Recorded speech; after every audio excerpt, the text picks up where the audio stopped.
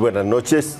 Bienvenidos a La Controversia, un programa de la Franja de Opinión de Canal Capital. Todos los lunes estamos acá para analizar los temas del día o de la semana, y esta semana, durante toda la semana, hemos tenido un tema que ha rebotado en todos los medios de comunicación, y es la propuesta del expresidente César Gaviria sobre la justicia transicional. Fue una propuesta hecha en un artículo del domingo hace 8 días, duró toda la semana en debate, y las columnas del día domingo de todos los analistas se fueron en esa dirección, examinando uno u otro pormenor de esa propuesta.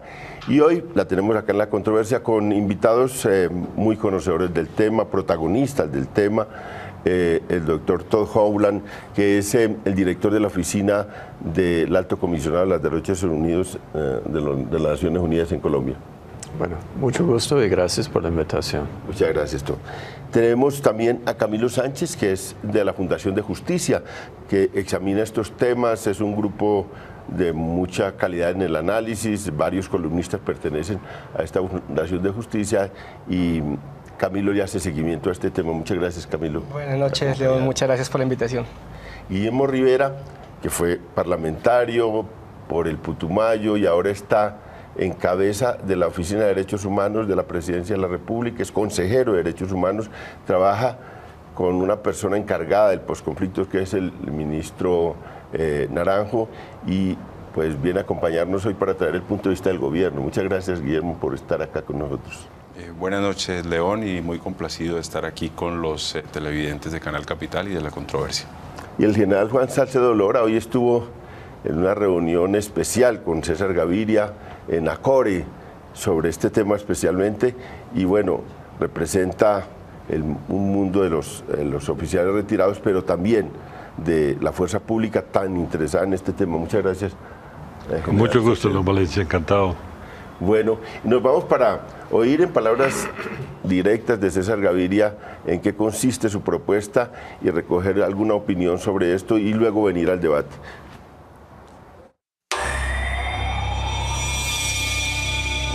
La justicia transicional básicamente nace del Estatuto de Roma o de la creación de la Corte Penal Internacional, diciendo que en cada proceso se debe de buscar verdad, justicia y reparación. Los combatientes, esto es los grupos guerrilleros o las FARC, la fuerza pública, y por el otro lado los no combatientes, que de alguna manera no tuvieron acceso a la ley de justicia y paz. No servirá la justicia transicional para los delitos comunes, ni para los crímenes atroces por fuera del conflicto, ni para quienes abusaron de su condición, por ejemplo, para violar menores o matar gente indefensa. Eso no tiene cobijo en la justicia transicional, léase falsos positivos. La fuerza pública debe quedar blindada de futuros procesos. Deben tenerse en cuenta en los actuales procesos quién ha sido condenado o acusado por omisión y quién por acción, y de todas maneras todos deben tener acceso a justicia transicional. Los colombianos no queremos de ninguna manera que se presente una situación en la cual los guerrilleros estén en la calle, los jefes guerrilleros o haciendo política, y los militares en la cárcel. Eso es algo muy indeseable que ocurrió en el caso del M-19 y que no se debe repetir. A mí me parece muy bien que una voz tan autorizada como la del presidente Gaviria y muchos otros colombianos empiecen a descubrir las normas del marco para la paz y a socializarlas, que están escritas desde el 20 de junio del 2002. La verdad es que allí ya se prevé que no solo los guerrilleros, sino todos los servidores públicos, porque todos ellos son agentes del Estado, puedan ser cobijados por la justicia transicional en el marco del conflicto armado interno. Paramilitares fueron juzgados según la Ley de Justicia y Paz, pero los auxiliadores, los civiles, llámense empresarios o políticos o miembros de la rama judicial, ellos no han tenido acceso a ninguna justicia transicional y los están juzgando con normas mucho más severas que a los jefes paramilitares, mientras que los miembros de los grupos paramilitares están en la calle en su casi totalidad, salvo los jefes, los otros están corriendo los riesgos de procesos o ya han sido condenados a penas mucho más severas que los jefes paramilitares. Mientras no se firme el acuerdo en La Habana, también quiero aclarar eso, no hay beneficio para nadie. Si no se firma el acuerdo en La Habana, todo esto queda en letra muerta y el marco de la paz no se aplicará jamás para ninguno. Solo podrá aplicarse beneficio del marco para la paz, para guerrilleros, para militares involucrados, para otro tipo de colombianos si se firma el acuerdo.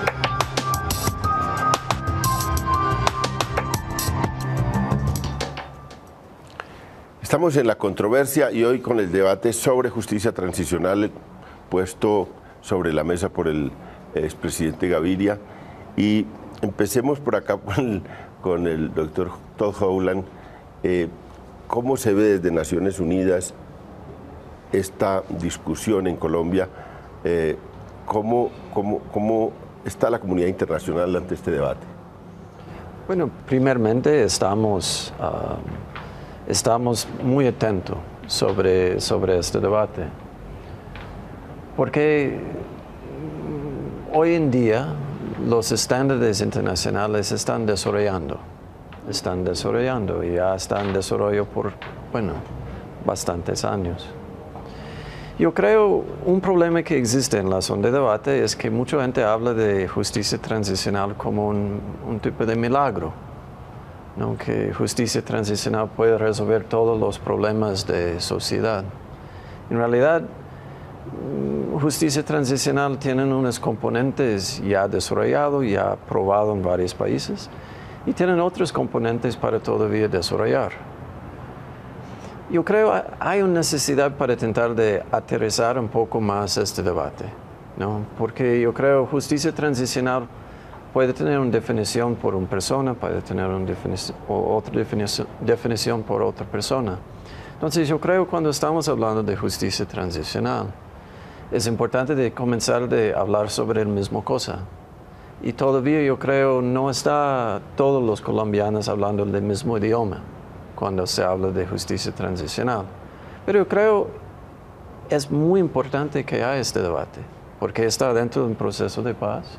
Yo creo es importantísimo que varios sectores de sociedad colombiana están mismo poniendo su opinión y están expresando su opinión. Yo creo es necesario en este momento para la sociedad colombiana. ¿Usted está de acuerdo con César Gaviria sobre que cobije a todos, guerrilleros, militares, paramilitares, políticos, empresarios, que la justicia transicional debe cobijar a todos los que han estado de alguna manera vinculados al conflicto?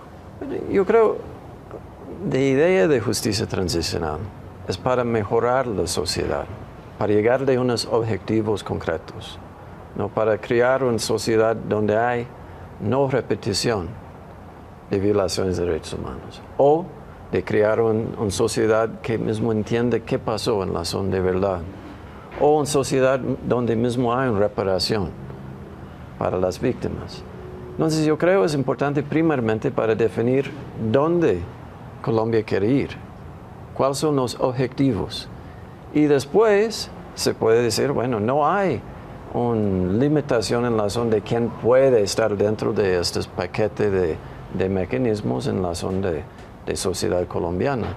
Yo creo, a veces de debate comienza en un poco, está avanzando mucho sin tener un debate fundamental en la zona de donde la sociedad colombiana quiere ir. Porque hay mucho debate sobre si la gente tiene que ir a cárcel, que no tiene que ir a cárcel, si hay bien para tener una comisión de verdad o no. Bueno, ¿quién puede ser mismo parte de una justicia transicional? Yo creo que todas esas preguntas son un poco más, se están más por ahí, ¿no? Hacia el futuro. Sí. Camilo, ustedes pues son una organización especializada en este tema. Y para el televidente es muy importante que le explique, cuáles son como los beneficios que puede tener la justicia transicional para los implicados, pero cuáles son las obligaciones de los implicados. A veces pues se hace énfasis en los beneficios, a veces otros hacen énfasis en las obligaciones. Pero estas dos cosas las contiene la justicia transicional y es muy bueno que el televidente entienda eso y en qué se diferencia de la justicia normal y común que se aplica a todos los ciudadanos. Sí, claro, León. Yo estoy de acuerdo en que hay distintas énfasis y distintas concepciones de justicia transicional y por eso a veces el debate es muy etéreo porque hablamos de dos concepciones distintas y así no podemos discutir. En primer lugar, yo creo que justicia transicional para todos, definitivamente toda la sociedad colombiana tiene que participar del acuerdo político a partir del cual hagamos los mecanismos de justicia. Entonces, si a mí me preguntas que si todos los involucrados deben estar, claro, nos involucra como sociedad. Ahora bien, la idea de la justicia transicional es establecer unos mecanismos que nos permitan, sumados con otros mecanismos políticos, que nos permitan hacer un ejercicio de ver el pasado para enfrentar nuestro futuro. Algunos de esos mecanismos requieren que haya justicia porque son mecanismos orientados a individualizar aquellos hechos y aquellas personas que participaron de ese pasado para que podamos de alguna manera pasar la página pero habiéndola leído primero. Y por eso la justicia transicional se enfrenta a un enorme reto y es cómo hacer esa individualización cuando hay una violencia masiva. Y para hacerlo, por eso, no es una justicia que busque máximos, pero sí que busca mínimos, el máximo de justicia posible dentro de unas limitaciones. Y por eso, mecanismos de justicia transicional son muy generosos en otorgar beneficios cuando hay asimismo contribuciones muy beneficiosas.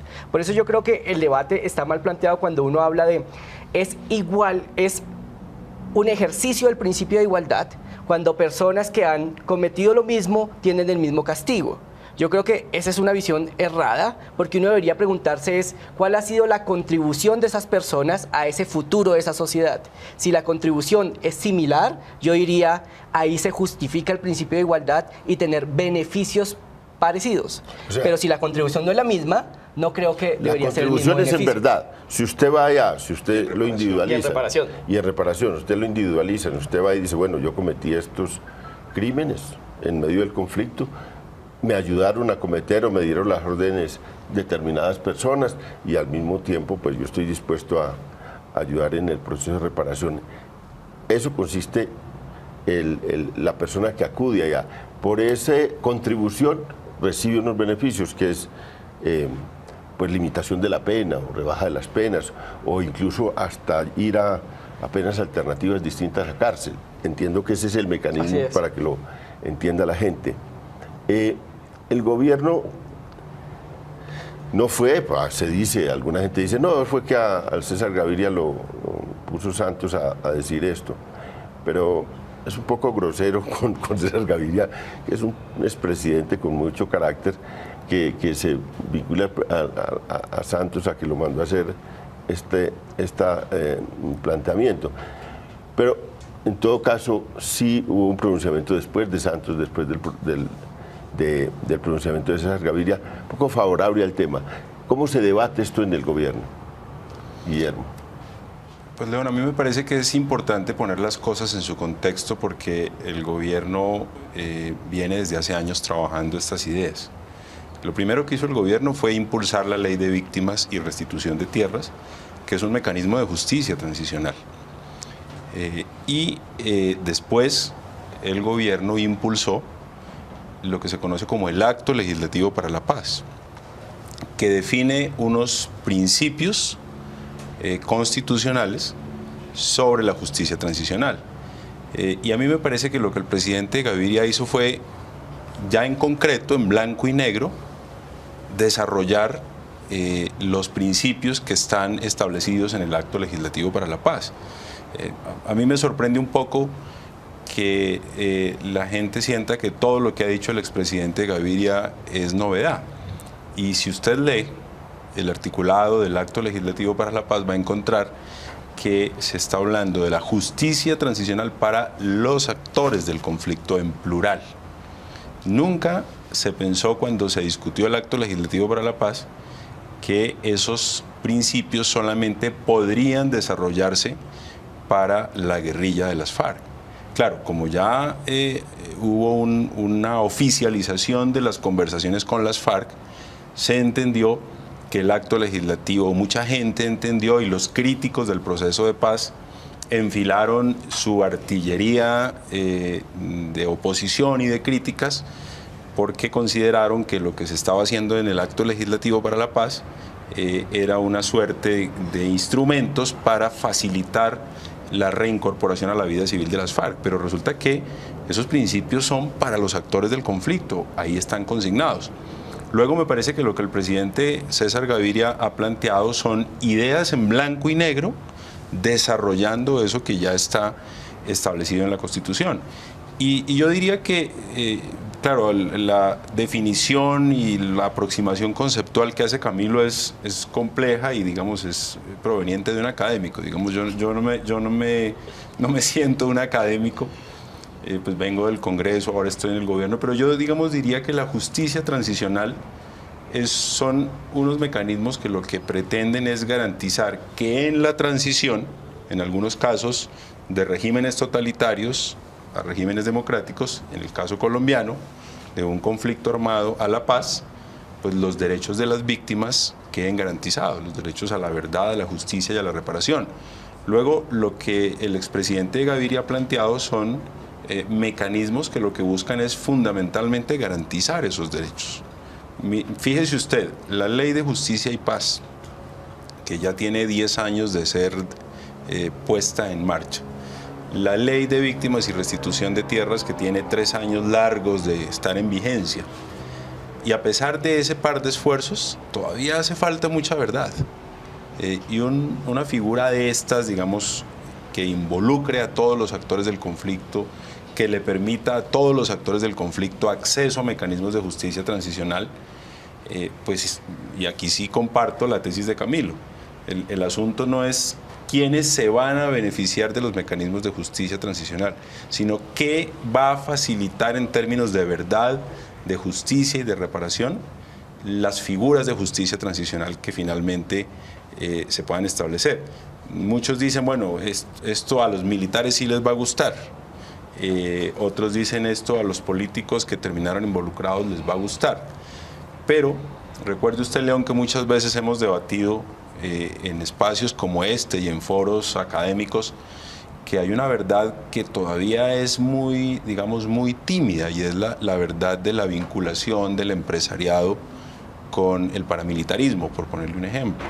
Yo creo que estos mecanismos facilitan que esa verdad aflore más rápido y que quienes finalmente terminen ganando sean las víctimas y la sociedad en su conjunto, en la medida en que esos hechos no se vuelvan a repetir. Es que hay algo que normalmente no se dice, y es que si todo eso se conoce, la consigna es que una vez conocido, toda la sociedad colombiana tenga perfectamente claro y asuma un compromiso, toda ella, de que ese tipo de situaciones no se van a volver a repetir, porque las garantías de no repetición son un elemento fundamental en un mecanismo de justicia transicional. De lo contrario, digamos, una verdad para que no ocurra nada y las cosas más adelante se repitan, pues pierde sentido todo este esfuerzo. Así que yo, para resumir, diría que el presidente César Gaviria lo que ha hecho es plantear unas ideas, desarrollando algo que ya la Constitución tiene establecido como unos principios de justicia transicional.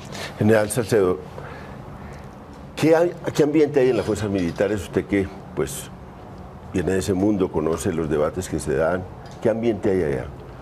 Bueno, creo que se está sucediendo un cambio muy importante, porque en un pasado muy cercano había cierta reticencia para participar en las discusiones y había cierta desconfianza de la justicia transicional. Hoy el panorama es totalmente diferente.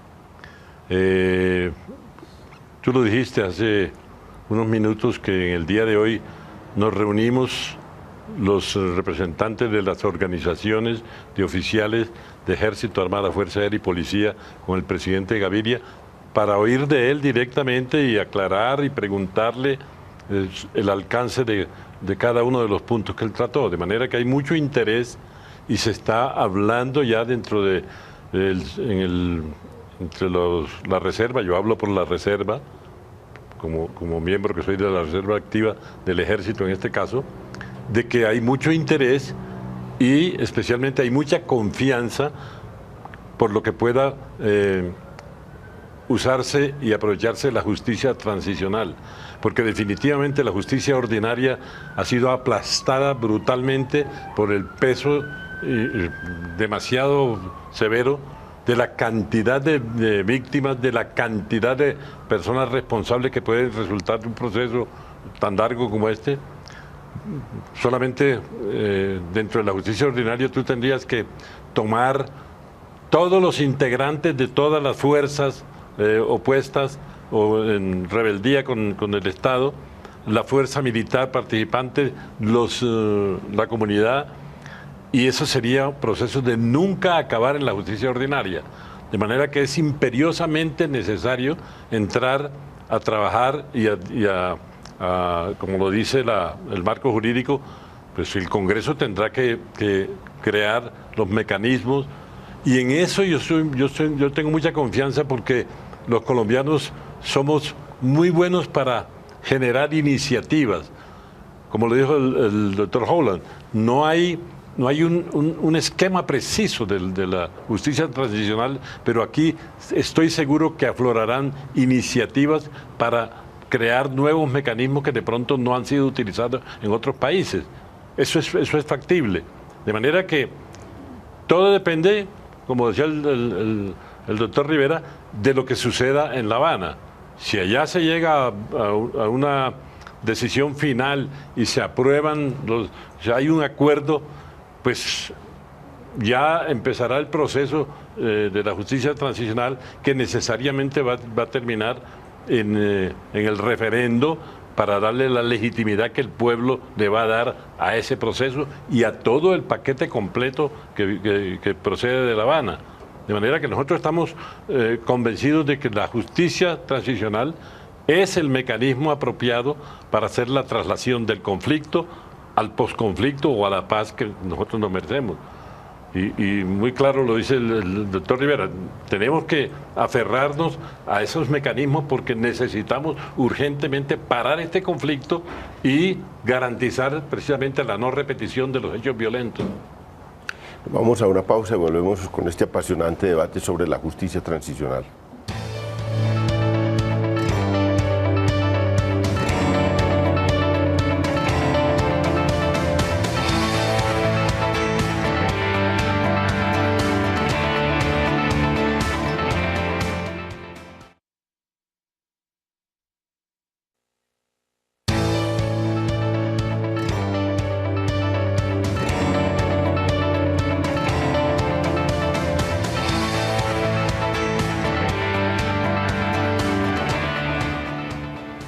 Estamos en La Controversia, transmite Canal Capital en directo, un programa de Su Franja de Opinión, hoy con el tema de la justicia transicional y el revuelo que armó el expresidente César Gaviria con esa expresión, justicia transicional para todos, y bueno, lo que se deriva de todo este debate. Doctor Howland, siempre los opositores a este tipo de propuestas siempre esgrimen como una especie de coco, dicen aquí en Colombia, como una especie para amenazar todas estas discusiones, es la Corte Penal Internacional. Eso no se puede por la Corte Penal Internacional. Y yo quisiera ver qué ambiente hay en la comunidad internacional frente a este hecho, y es, nosotros los colombianos vamos a coger un marco de justicia, vamos a hacer una ley de justicia transicional, quizás vamos a hacer una refrendación, a nuestra manera, seguramente, al punto de acuerdo que lleguemos entre todos. Eso lo respetará la comunidad internacional. ¿Qué no le gustaría a la comunidad internacional? ¿Qué obligaría a, por ejemplo, una intervención de la Corte Penal Internacional en estos procesos, ahora que estamos discutiendo este punto de justicia transicional? Bueno, el Corte Penal Internacional va a estudiar mismo muy acerca de qué está pasando aquí en Colombia. Y que yo pienso que la Corte piense que esta justicia transicional va en realidad a ser una impunidad. Yo creo que ellos van a actuar. Pero también si esta justicia transicional va a traer beneficios por la sociedad, la idea de justicia transicional no es de traer beneficios por los victimarios, es para la sociedad. Entonces ellos van a estudiar que mismo la situación de derechos humanos está mejor o no. Ellos van a estudiar que las acciones tomadas por las personas responsables por violaciones fueron serios o no fueron serios. Que las personas responsables tomaron responsabilidad y que había acciones. Entonces yo creo de amenazas real de la comunidad internacional porque hay límites en la zona de hoy en día en la zona de violaciones de derechos humanos. Entonces no se puede tener un punto final como en Argentina hace años. Es mismo necesario de tratar las violaciones de pasado de manera bastante seria. Y si ellos piensan que mismo esta es simplemente beneficios por todos los victimarios, yo creo sí van a tener una intervención. Entonces es mismo depende de ustedes, los colombianos, para llegar de soluciones creativas que está dentro de marco internacional, pero también que tomen en serio que sí, había violaciones y violaciones serias hechas por varios actores durante este conflicto y que hay una necesidad para responder a sus víctimas. Porque aquí en Colombia mucha gente dice, bueno, este es el primer proceso de paz, que los derechos de víctimas están mismo en el centro. Pero para estar en el centro, tiene que ser en el centro, no los beneficios para victimarios. Entonces yo creo ahí es algo bastante peligro, ¿no? Cuando mucha gente está diciendo, ahora vamos a tener la justicia transicional, vamos a disfrutar unos beneficios. Beneficios no son gratis. Tiene que tener un proceso bastante duro. Y este va a ser un proceso que va a ser difícil para esta sociedad.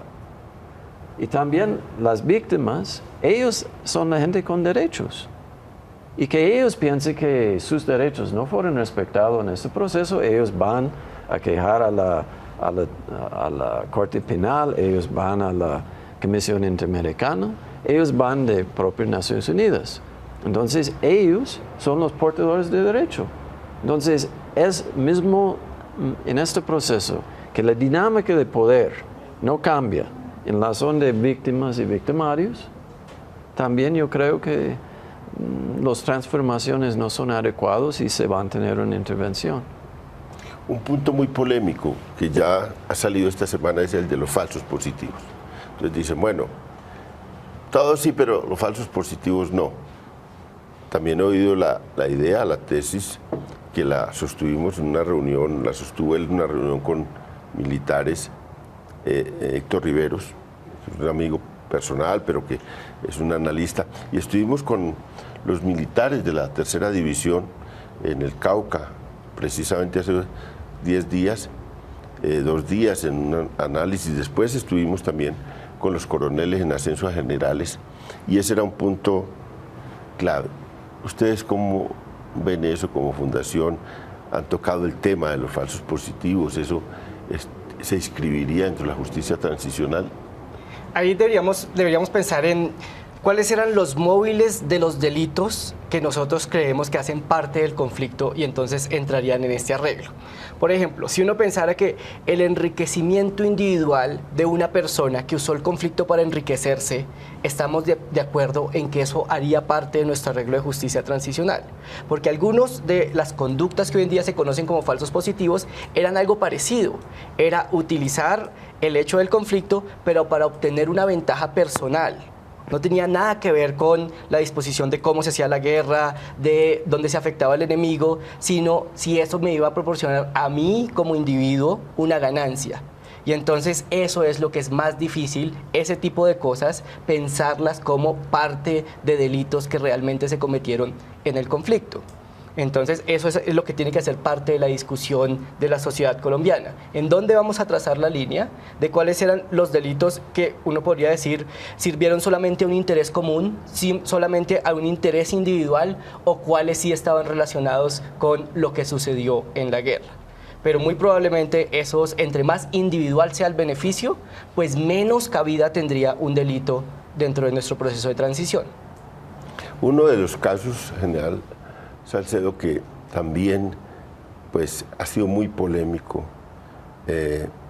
fue el del coronel Plazas Vega, que participó en un hecho doloroso del país, de guerra, en que la contraparte estaba allá en M-19, que después pues recibió algo más generoso que lo que se discute ahora, de justicia transicional. Yo también la recibí, que fue un indulto y una amnistía para los que no teníamos procesos, en ese momento negociaciones de paz, e indulto para los que ya estaban condenados de las guerrillas a las que pertenecimos, ellos al M-19 y yo al ELN.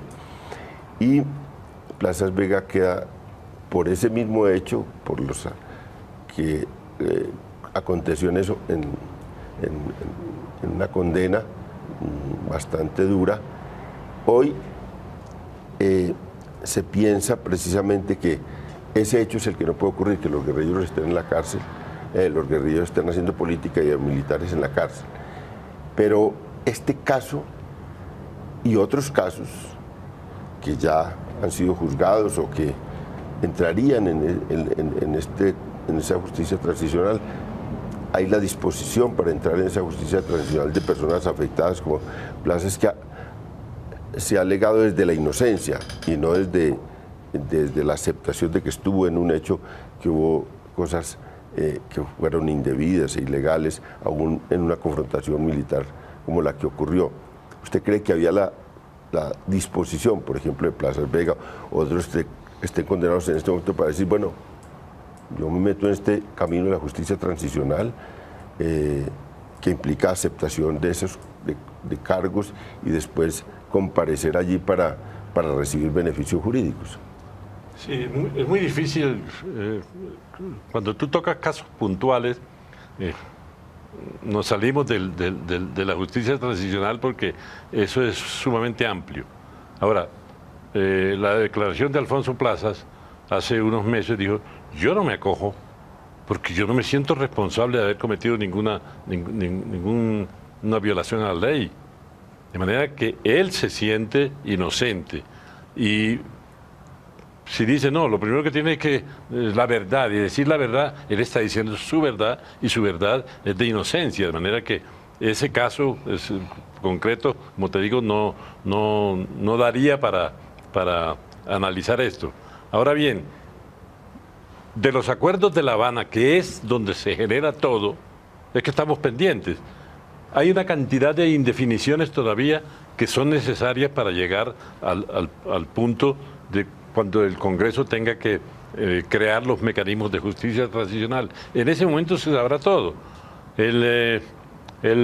Hoy, en la discusión, precisamente, hablábamos de la posibilidad, la pregunta que tú le hiciste al doctor Howland, de la intervención de la Corte Penal Internacional. Nosotros tuvimos ya la Ley de Justicia y Paz y el caso de las autodefensas ilegales, y la Corte Penal Internacional no dijo nada. De manera que tenemos ya un taller de ensayo aquí internamente de un conflicto sumamente grave con unas soluciones que se aplicó la Ley de Justicia y Paz y no pasó nada. La Corte Penal Internacional no intervino. De manera que si no intervino en esta primera oportunidad, podrá intervenir en la segunda oportunidad. Todo depende, lo que dice el doctor Howland. Todo depende de si la favorabilidad es hacia las víctimas, que es la lógica, porque estamos hablando de darle todos los derechos a las víctimas, de resarcir el daño causado a él, a la familia, a la sociedad, a las víctimas en general, y finalmente a la no repetición. Si eso se conserva dentro de la Ley de Justicia y Paz, dentro de la justicia transicional, no habrá problema con la Corte Penal Internacional, con la absoluta seguridad. Ahora, si lo que se pretende es crear una impunidad para los infractores, para los agresores de esas pobres víctimas, no hay nada que hacer. Se nos viene la Corte Penal Internacional para encima. De manera que, por eso los casos puntuales no es lógico manejarlos, porque lo primero que hay que esperar es que se termine el proceso de Plazas Vega. La Corte Suprema de Justicia en cualquier momento se puede pronunciar y puede producir la inocencia por la no responsabilidad de él. ¿Es posible? Sí, es posible. Entonces ya tu ejemplo no serviría. ¿Ves? De manera que nosotros estamos confiados. Yo conozco a él. Lo conozco desde que era un cadete de la escuela militar y fue mi subalterno durante varios eventos. Conozco la calidad de hombre que él es y yo sé que es incapaz, pero totalmente de producir un efecto como el que le están endilgando. Yo confío en que él salga libre, repito, porque lo conozco. Si yo no lo conociera, yo no me atrevo a juzgar. De pronto habrá muchos ejemplos que me preguntan a mí, yo no conozco a esa persona, no me atrevo a juzgar. ¿Sí? Pero la mayor parte de las personas que están cuestionadas, yo sé el nivel de comprometimiento que tiene porque estuvieron cerca del límite de la ley o porque están produciendo testigos falsos con mucha asiduidad en el caso de los militares incursos en cualquier proceso. Hay demasiados testigos falsos. De manera que eso nos preocupa enormemente. Así como nos preocupaba inicialmente que la justicia transicional nos colocara en la misma situación de las leyes de punto final en Argentina y en Uruguay, en Chile, en Centroamérica, que no sirvieron para nada porque después subió un gobierno de izquierda y dijo, no, esto no era para los militares y ahí están en la cárcel, pagando condena de 20, 30 años, personas que su único delito, por ejemplo, yo conozco varios casos, se defendieron el cuartel de un ataque de las guerrillas. Y al final, los guerrilleros que atacaron están hoy libres, están ostentando cargos muy importantes dentro de la administración del país, y los que se defendieron están pagando 20 y 30 años de condena. De manera que esas leyes de punto final a ese estilo no conviene. Y una de las aclaraciones que hizo hoy el presidente Gaviria precisamente fue ese, dijo, no, es que tiene que ser con raseros diferentes porque estamos hablando de organizaciones criminales, totalmente criminales, a organizaciones que están cumpliendo la ley y protegiendo al Estado durante 40 o 50 años. Es que cuando tú que me conoces de tanto tiempo, con 41 años diciendo el uniforme del ejército, y yo no me acuerdo de haber intentado siquiera violar la ley penal porque mi formación me lo impedía. Y esa es la generalidad de la oficialidad, la suboficialidad y los soldados. Ahora, cualquier persona puede violar la ley. Y entonces, allá dentro se sancionó muchas veces a violadores de la ley penal, dentro de la justicia penal militar. Ahora, no esperamos que sea la justicia penal militar la que nos vaya a manejar la justicia transicional, sería un absurdo. Pero eso lo determina ¿quién? El Congreso de la República. La experiencia del representante en ese sentido es amplia.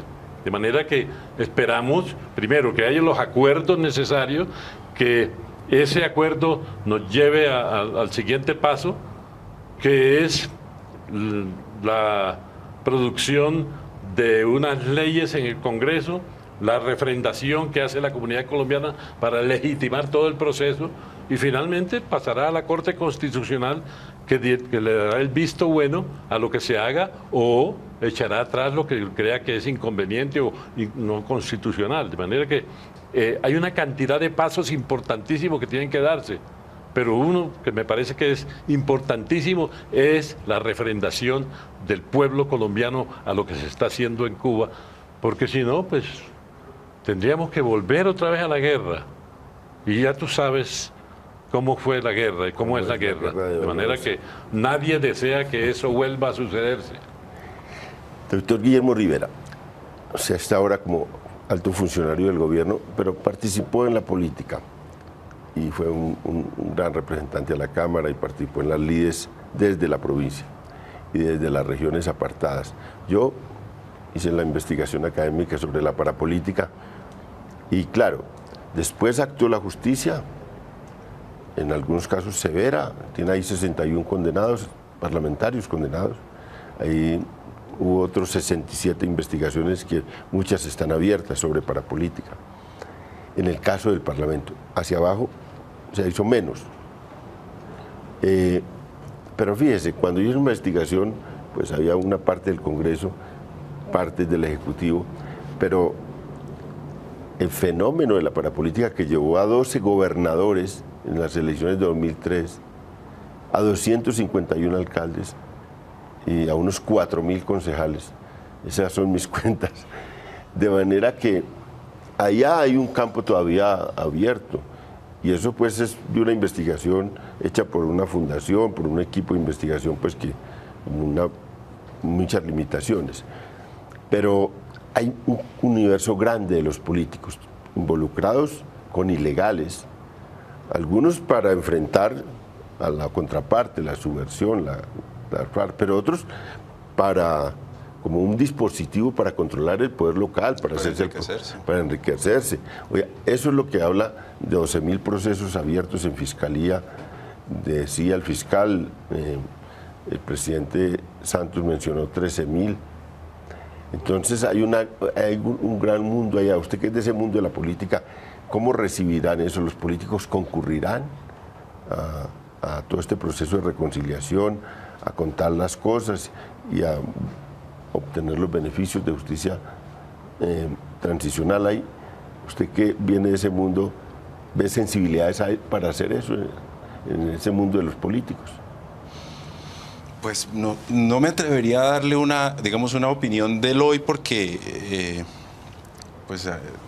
las tareas de gobierno no hacen fácil que uno esté interactuando como antes con los políticos, pero yo le diría algo en general frente a lo que ha ocurrido. Quienes defienden la ley de justicia y paz y critican todo el esfuerzo que viene haciendo el gobierno para lograr un acuerdo que le ponga fin al conflicto, se amparan en que ellos promovieron en su momento desde el gobierno que fueran privados de la libertad los paramilitares y eso les parece el gran logro.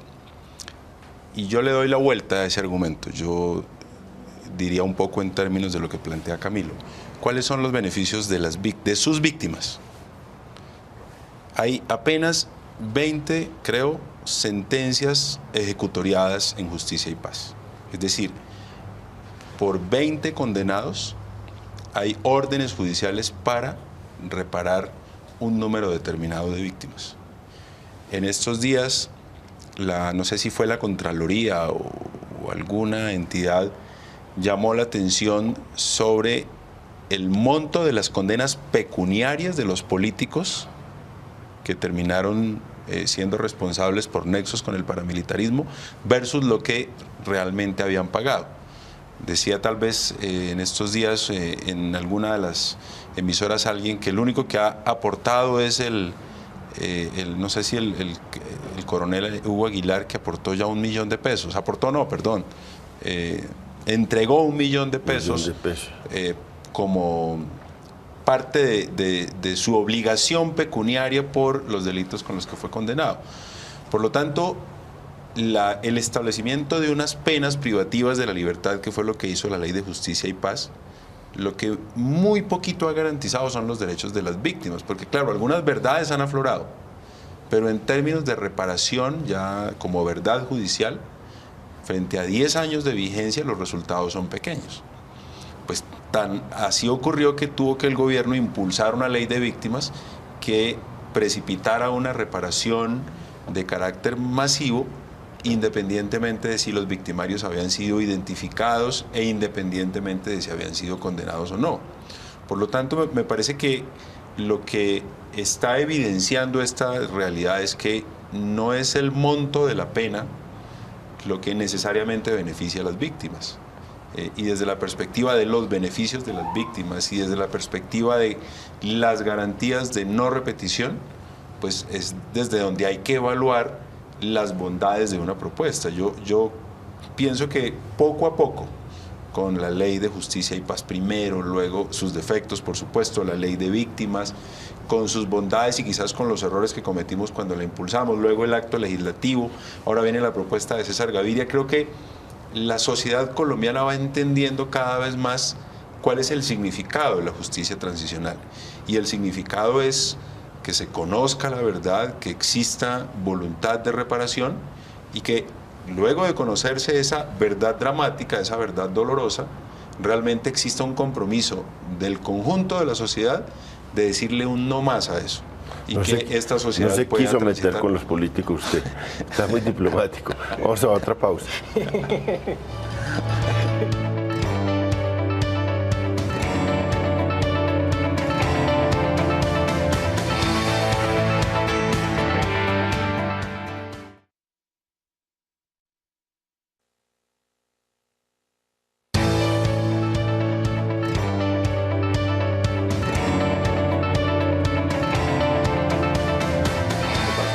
Estamos en La Controversia, transmite en directo Canal Capital un programa de Su Franja de Opinión. Hoy el debate sobre la justicia transicional. Doctor Todd Loewen, esto de cárcel o no cárcel es una cosa que se debate. La gente, pues, acá, mucha gente y las propias FARC hablan de, bueno, penas alternativas. Ya las FARC, yo lo siento ya, primero, aceptarse como que han cometido delitos por fuera del derecho humanitario, por fuera del derecho internacional humanitario, han afectado a la población civil, han cometido crímenes de guerra, también frente a sus rivales en estado de indefensión, aceptan eso y aceptan ir, a mi modo de ver, con reticencias. Unas veces dicen que sí o que no, pero están ya metiéndose en el tema de la justicia transicional. Pero, y seguramente, han hablado de verdad, han hablado de reparación, han hablado... No tienen que hablar mucho de condenas, porque la mayoría están condenados. Hay gente que tiene hasta 100 condenas de los líderes de las FARC. O sea, con ellos no es que no se hayan condenado, todos los están condenados, toda la cúpula está condenada. Entonces, obviamente parten de las condenas, que van a aceptar verdades y van a decir verdades y reparación, pero sí hay un punto que es que en ellos son reiterativos, no van a pagar cárcel, penas privativas de la libertad no, otro tipo de penas sí. ¿Eso cómo se ve? Bueno, esta pregunta es bastante difícil y yo creo como primeramente... Pero usted entiende que yo tengo que hacerla y que usted no, eso va a hacer el esfuerzo de contestarla. No, voy a hacerlo. Es la pregunta. Yo creo va a depender mucho de qué va a pasar. Yo creo como yo hablé ahí en el comienzo de hora, yo hablé que mucho va a depender del paquete de mecanismos que existe y cómo son implementados. Yo creo sí hay un debate que es real dentro de la comunidad de derechos humanos. Sí mismo hay un mínimo en la razón que la gente tiene que pagar cárcel para violar este tipo de derecho. Hay mucha gente que dice que sí. Hay otros que tienen posición que es un poco más flexible, que sí tiene que tener investigación, sí tiene que tener sanción, pero depende de perspectiva de los objetivos de sociedad colombiana. Porque, bueno, durante un conflicto no hay mucha opción.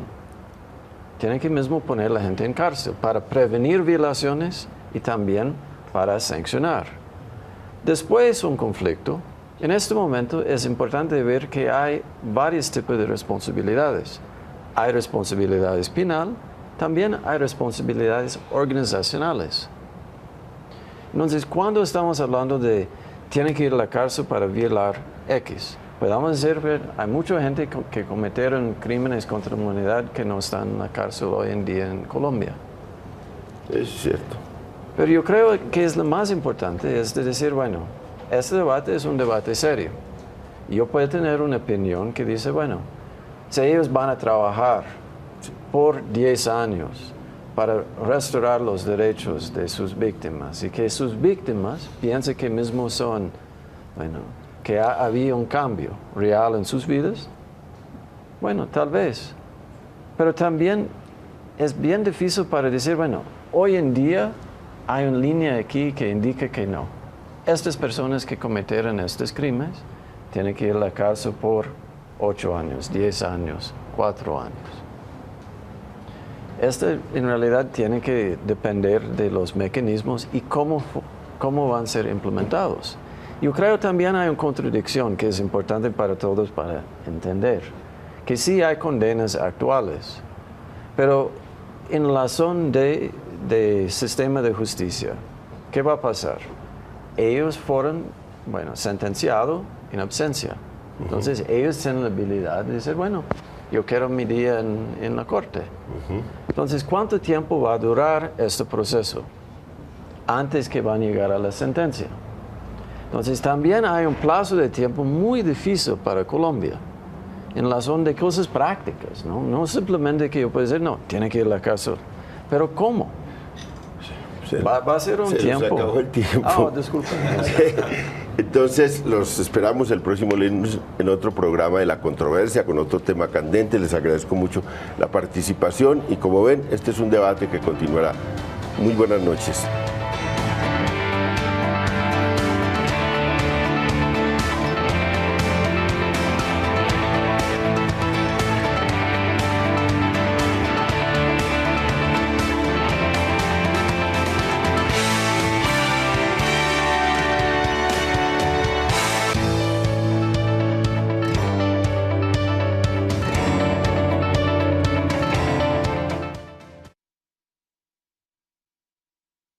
Justicia y reparación. Los combatientes, esto es los grupos guerrilleros o las FARC, la fuerza pública, y por el otro lado los no combatientes que de alguna manera no tuvieron acceso a la ley de justicia y paz. No servirá la justicia transicional para los delitos comunes, ni para los crímenes atroces por fuera del conflicto, ni para quienes abusaron de su condición, por ejemplo, para violar menores o matar gente indefensa. Eso no tiene cobijo en la justicia transicional, léase falsos positivos. La fuerza pública debe quedar blindada de futuros procesos. Deben tenerse en cuenta en los actuales procesos quién ha sido condenado o acusado por omisión y quién por acción, y de todas maneras todos deben tener acceso a justicia transicional. Los colombianos no queremos de ninguna manera que se presente una situación en la cual los guerrilleros estén en la calle, los jefes guerrilleros o haciendo política y los militares en la cárcel. Eso es algo muy indeseable que ocurrió en el caso del M-19 y que no se debe repetir. A mí me parece muy bien que una voz tan autorizada como la del presidente Gaviria y muchos otros colombianos empiecen a descubrir las normas del marco para la paz y a socializarlas, que están escritas desde el 20 de junio del 2002. La verdad es que allí ya... Expresidente Gaviria, y empecemos por acá con el doctor Todd Howland. ¿Cómo se ve desde Naciones Unidas esta discusión en Colombia? ¿Cómo está la comunidad internacional ante este debate? Bueno, primeramente estamos muy atentos sobre este debate, porque hoy en día los estándares internacionales están desarrollando y ya están en desarrollo por, bueno, bastantes años.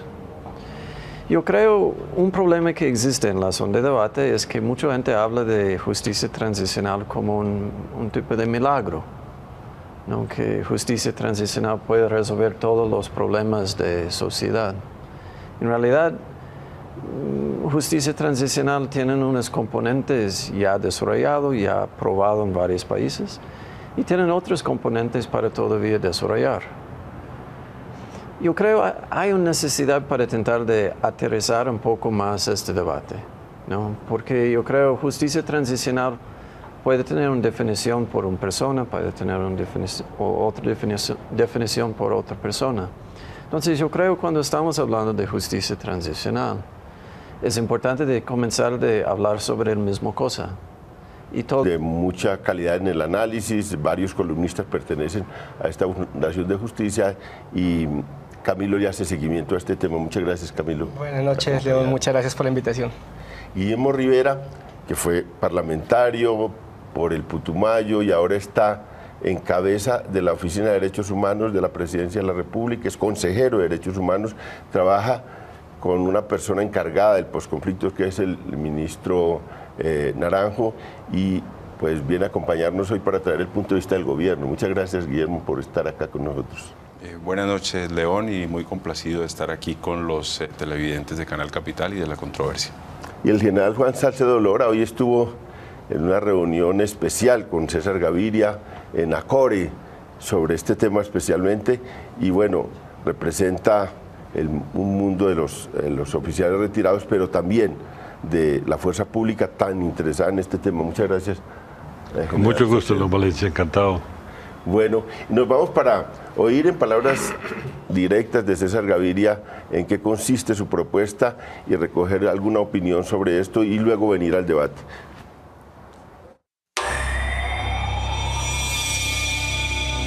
La justicia transicional básicamente nace del Estatuto de Roma o de la creación de la Corte Penal Internacional, diciendo que en cada proceso se debe de buscar verdad. Se prevé que no solo los guerrilleros, sino todos los servidores públicos, porque todos ellos son agentes del Estado, puedan ser cobijados por la justicia transicional en el marco del conflicto armado interno. Paramilitares fueron juzgados según la Ley de Justicia y Paz, pero los auxiliadores, los civiles, llámense empresarios o políticos o miembros de la rama judicial, ellos no han tenido acceso a ninguna justicia transicional y los están juzgando con normas mucho más severas que a los jefes paramilitares, mientras que los miembros de los grupos paramilitares están en la calle en su casi totalidad, salvo los jefes. Los otros están corriendo los riesgos de procesos o ya han sido condenados a penas mucho más severas que los jefes paramilitares. Mientras no se firme el acuerdo en La Habana, también quiero aclarar eso, no hay beneficio para nadie. Si no se firma el acuerdo en La Habana, todo esto queda en letra muerta y el marco de la paz no se aplicará jamás para ninguno. Solo podrá aplicarse beneficio del marco para la paz, para guerrilleros, para militares involucrados, para otro tipo de colombianos si se firma el acuerdo.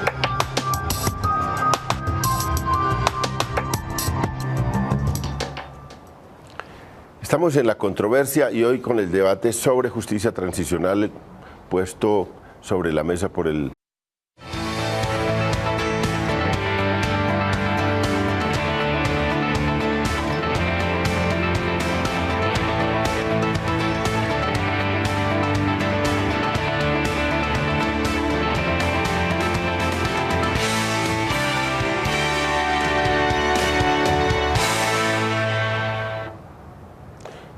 Muy buenas noches, bienvenidos a La Controversia, un programa de la Franja de Opinión de Canal Capital. Todos los lunes estamos acá para analizar los temas del día o de la semana, y esta semana, durante toda la semana, hemos tenido un tema que ha rebotado en todos los medios de comunicación y es la propuesta del expresidente César Gaviria sobre la justicia transicional.